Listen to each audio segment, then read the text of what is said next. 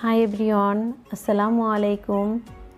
বিকালে চায়ের সাথে খাওয়ার জন্য কুড়মুড়ি ক্রাঞ্চি একটা নাস্তা শেয়ার করছি। হাতের কাছে থাকা সামান্য উপকরণ দিয়ে আপনারা এই রেসিপিটা খুব সহজেই তৈরি করতে পারবেন। চায়ের সাথে এরকম একটা নাস্তা খুব জমে যাবে। তাহলে চলুন শুরু করি।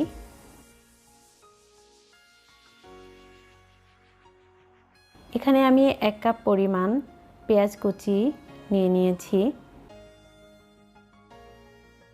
এবার এর মধ্যে দিয়ে দেব পরিমাণ মতো লবণ। লবণটা দিয়ে সুন্দরভাবে পেঁয়াজগুলো কষলিয়ে নিব।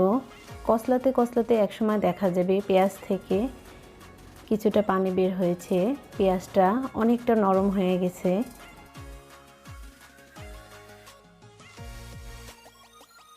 এবার এর মধ্যে নিয়ে নিব 4-5টা কাঁচামরিচ কুচি, ধনিয়া কুচি পরিমাণ মতো,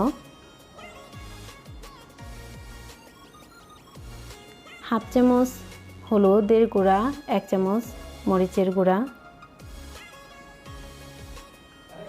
ধনিয়ার গুঁড়া হাফ চামচ দিয়ে আবারও মিশিয়ে নিব। এর মধ্যে দিয়ে দিব একটা ডিম। ডিমটা দিয়ে আবার সুন্দরভাবে উপকরণগুলো মিশিয়ে নিব।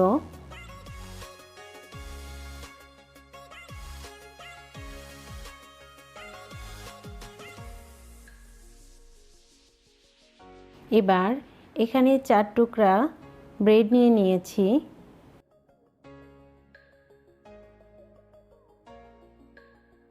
ছোট ছোট করে ব্রেডগুলো এর মধ্যে দিয়ে দিব।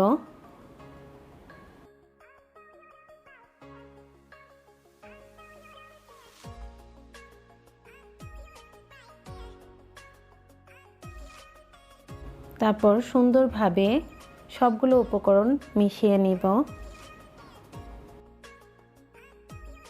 এরপর এর মধ্যে দিয়ে দিব 1/3 কাপ বেসন। উপকরণগুলো আবারও সুন্দরভাবে মিশিয়ে নিব।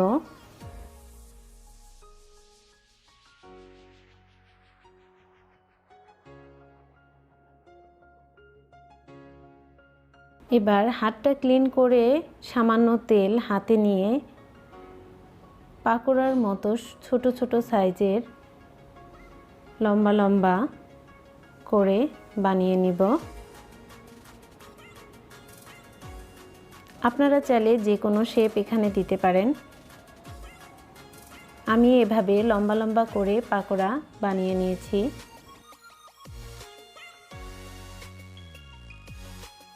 এভাবে সম্পূর্ণ পাকোড়াগুলো বানিয়ে নিব।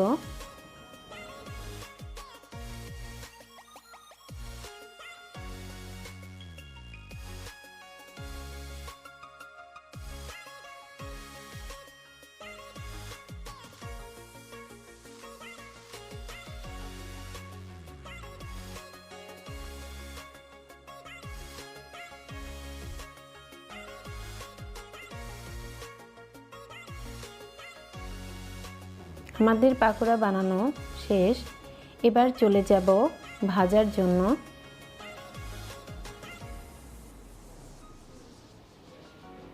চুলায় একটা প্যান দিয়ে এর মধ্যে পর্যাপ্ত পরিমাণে তেল দিয়ে তেলটা মিডিয়াম গরম করে নিয়েছি এখানে আমি।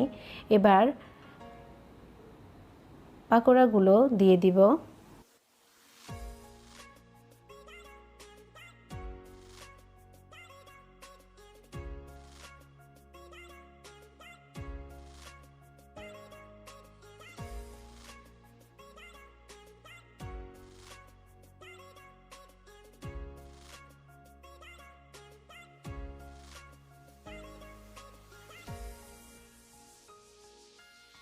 পাকোড়াগুলো এক পাশ হয়ে আসলে উল্টিয়ে পাল্টিয়ে নিব।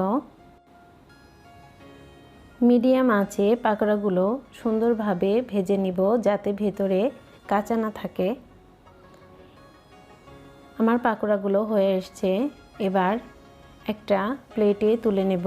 প্লেটে আগে থেকে টিস্যু বিছিয়ে রেখেছিলাম যাতে তেলটা স্যুপ করে নেয়।